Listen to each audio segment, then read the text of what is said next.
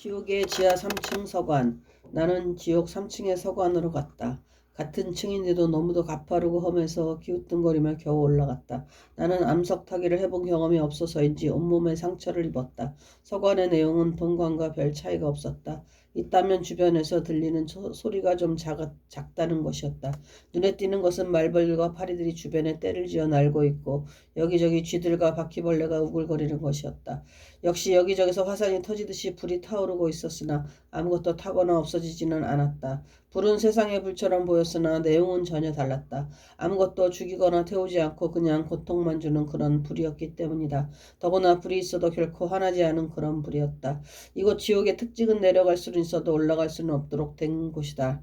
이곳에는 각 종교 지도자들과 부정부패를 저지른 수많은 독재자들이 와 있었다. 거기에는 인도네시아에서 32년간 독재를 하며 수십만 명의 사람들을 죽이고 언론을 폐쇄시킬 뿐만 아니라 부정부패를 일삼은 두 얼굴을 가진 수하르토 대통령이 보였다. 그 옆에는 필리핀에서 이멜다와 함께 오랫동안 부정부패를 저지른 마르코스 대통령의 얼굴도 보였다. 그뿐 아니라 정치와 결탁하여 대제별로 살았던 수많은 사람들의 얼굴도 함께 보였다. 나는 그들의 구체적인 죄가 무엇이냐고 물었다. 그러자 강영욱 목사는 이렇게 대답했다. 첫째는 탈세를 하면서 문어발식으로 중소기업을 집어삼켜 수많은 사람들을 괴롭히고 자기 직원들에게는 적은 임금을 주면서 힘들게 한 것이라고 했다. 중요한 것은 높은 신분에 따른 도덕상의 의무인 노블리스 오블리주를 실천하지 않은 것이라고 했다. 받기만 하고 줄 모르는 자들에 대한 심판은 이렇게 무서운 것이었다. 여기서 나는 하나님께서는 준 것만큼 요구하시는 분임을 깨달았다. 그러므로 많이 받은 자는 많이 받은 만큼 많이 돌려주어야 한다. 그들이 앉아있는 보좌는 쇠로 된 가시로 만들어져 있었고 가운데는 큰 못이 뾰족이 튀어나와 도저히 앉을 수가 없었다. 각 종교 지도자들이 세상에서 썼던 모자들은 날카로운 가시로 되어 있었고 항상 벗지 못하도록 만들어져 있었다. 그래서 얼굴에는 피가 흐르고 있었다. 또 입에 혀들은 낚싯바늘 같은 것에 꿰어 있었다. 나는 강양욱 목사에게 물었다. 왜 저렇게 혀를 낚싯바늘로 꿰어 매달아 놓았습니까? 그것은 저들이 입술로 지은 죄가 크기 때문이랍니다. 사기와 거짓말, 때로는 협박으로 사람들을 괴롭혔기 때문입니다. 나는 그들의 혀들을 보면서 이솝의 우화에 나오는 이야기를 연상했다. 세상에서 가장 선한 것이 혀이지만 또한 세상에서 가장 악한 것이 혀라는 사실을 상기해 보았다. 사실 독재 정치가 들치고 거짓말과 사기를 치지 않은 자가 어디 있었는가? 사람들을 협박하며 정적들을 죽이지 않은 자가 어디 있었는가? 도대체 저들이 혀로 어떤 죄를 지었습니까? 나는 모른 체하고 물었다. 그러자 강양욱 목사가 대답했다. 강양욱 목사는 과거 영국에서 섬겼던 오딘, 영어의 수요일이란 단어 웬스데이가 나옴, 토르, 영어의 목요일이란 단어 더스데이가 나옴, 프레야, 영어의 금요일이란 단어 프라이데이의 나옴의 지도자들이 얼마나 많은 사람들을 입술로 미혹했는가를 예로 들면서 계속해서 이렇게 말했다.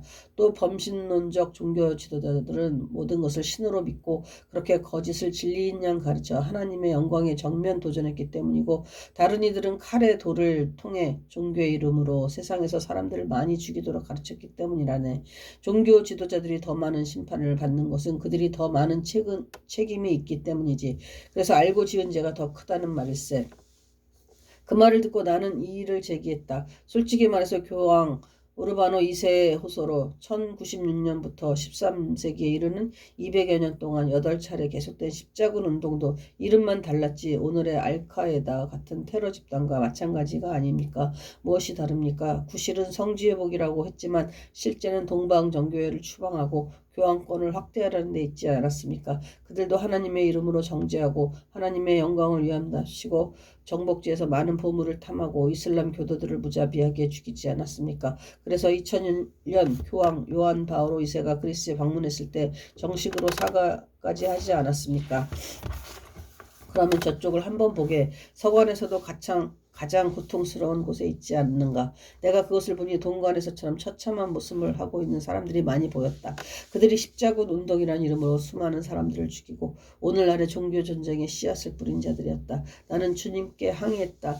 주님, 저들은 그래도 하나님께 예배드리며 기도했고 매주 미사에 참석했고 성례를 행치 않았습니까? 그러자 주님은 사람은 누구나 주어진 기회에 의해 심판을 받는다는 사실을 강조하셨다. 복음을 들은 자들은 주님을 믿을 수 있는 가장 좋은 기회가 주어졌기 때문에 믿지 않을 경우 복음을 듣지 못해 믿음을 갖지 못했던 자들보다 더 무서운 심판을 받는다는 것이다. 무엇보다도 중요한 것은 이들이 하나님이 받을 영광을 도적질하고 하나님의 자리에 자신들이 앉아 있었다는 점이었다. 특별히 하나님의 이름으로 권세를 누리며 수많은 사람들을 죽인 왕들과 또 종교개혁 무렵에 개혁자인 요하누스를 죽이고 마틴 루터를 출교시킨 교황의 얼굴이 보였다. 나는 가톨릭의 구원 문제를 묻고 싶어서 입이 간질간질했다. 주님, 가톨릭에도 구원이 있습니까? 그러자 주님은 이상하다는 듯이 내게 되물으셨다. 너는 네가 속한 교파에 구원이 있다고 보느냐? 나는 뒤통수를 얻어맞은 것처럼 머리가 띵했다. 아니요, 교파에 구원이 있는 것이 아니라 그리스도에게 있지요. 따라서 주님을 믿는 자들만이 구원을 받게 되죠. 교파가 문제가 될 것은 없지요. 그러자 주님은 말씀하셨다. 그렇다면 가톨릭에 구원이 있느냐고 물은 네 질문 자체가 틀린 것이 아니냐. 사실 나는 가톨릭의 테레사 수녀를 본받고 싶을 만큼 존경해왔기 때문에 주님의 뜻이 무엇인지 이해할 수 있었다. 그래서 나는 혼자서 중얼거렸다. 중요한 것은 진심으로 주님을 믿었느냐. 주님이 왕이 되셔서 내 생의 목적이 되고 이 땅에서 그를 찬양하며 영광 돌리는 삶을 살고 있느냐에 있다는 점을 깨닫게 되었다. 내가 본 사람들 가운데는 교권 싸움을 한 적지 않은 유명한 분들도 지옥 하층에 서관에 있는 것을 보고 나는 기절할 뻔했다. 그들은 하나님의 불의한 청지기들로서 하나님의 영광을 도적질하고 그의 이름으로 돈과 명예와 인기를 누렸던 사람들이다. 그에게 말라기에서 11조를 챙긴 사람들에게 하나님의 물건을 도적질했다고 책망한 것은 단순히 11조뿐만이 아니라 그의 영광을 비롯한 모든 것에 해당한다는 것임을 깨닫게 된 것이다. 그런데 나를 더욱 놀라게 한 것은 지옥의 하층서관에 내 영상 같은 것이 흔들리고 있다는 점이었다. 나는 놀라서 소리질렀다. 저것은 제 얼굴이 아닙니까? 그러자 주님은 빙그레 웃으면서 말씀하셨다. 사실 지옥에 있다고 느껴지는 사진 같은 것은 진짜 사진은 아니네. 이대로 계속된다면 지옥에 갈 가능성이 있다는 것을 영상으로 비춰준 일종의 경고라네. 나는 주님에게 또 물었다. 왜 제 영상이 저기에 보였던 것입니까? 그것은 내가 한국의 대표적인 모 교회의 당회장으로 있었을 때 내 영광을 많이 가로챘기 때문이지. 그때 너는 소통령처럼 굴지 않았니? 교회에서는 설교나 했지 뭘 했나? 원로목사 비기나 맞추려고 했지. 하나님의 영광을 얼마나 나타내려고 했나? 나는 그 자리에 쓰러져 신음하듯 소리를 질렀다. 아, 그렇다면 내가 그 교회에서 비록 음해를 받아 나오게 되었지만 그것이 하나님의 전권적인 섭리였구나.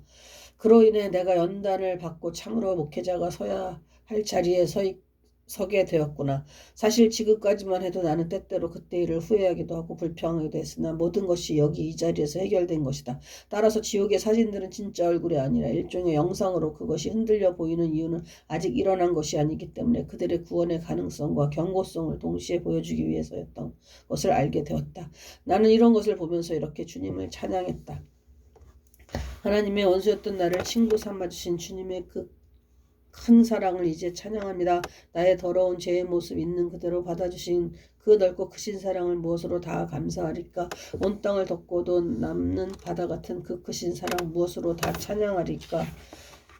이제 이 몸 들이오니 죽는 날까지 오직 주님만 찬양하리라. 오직 주님만 찬양하리라. 내가 본 지옥 하층의 동관과 서관은 거의 같은 모습이었으나 다른 것은 서관에 있는 이들에게는 후회함이란 것이 남아있다는 점이었다. 그러나 죽은 사람들에게는 그 후회는 이미 늦은 것이다. 아무런 도움이 되지 않기 때문이다. 물론 인간에게는 누구에게나 제2의 기회가 있다. 아담 때는 구원에 관한 제1의 기회가 그에게 있었다.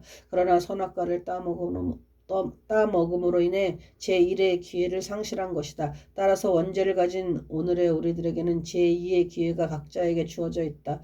그것도 이 땅에 살아있는 평생이라는 기간에만 기회가 주어지며 죽은 뒤에는 전혀 그런 회개의 기회가 없다는 점이다. 지하 하층 서관에는 점쟁이들과 무당들과 점성술사들과 또 자신을 신격화한 왕들의 모습이 보였다. 점쟁이들과 무당들과 점성술사들은 그들이 사용했던 도구들이 목에 걸려 있었고 계속해서 북을 치며 꽹과리와 징을 춤을 추는 소리가 고막을 울리고 있었다. 작두 위에서 영원히 춤을 추는 자도 있었고 구슬을 던지며 점치는 흉내를 나는 자도 있었는데 목에는 쇠사슬이 걸려 있었다. 자신을 신격화했던 자들은 자신이 부려먹은 자들의 고린내 나는 발을 계속해서 입으로 빨며 씻어주고 있었다.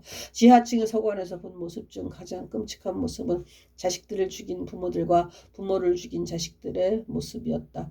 이들은 인륜의 법도를 어긴 인간성 상실자들이었기 때문에 같은 층이라도 고통이 더 심해 보였다. 눈에 구더기가 바글바글 끓었고 콧구멍과 입에는 지렁이가 들어갔다 나왔다 했다. 온몸이 다 쇠사슬로 묶여 있었다. 이것을 보는 내 온몸에 소름이 끼쳤다. 나는 계속해서 아 하는 신음을 토했으나 강양훈 목사는 별것 아니라는 듯이 무표정하게 서 있었다. 여기서 나는 이렇게 찬양했다.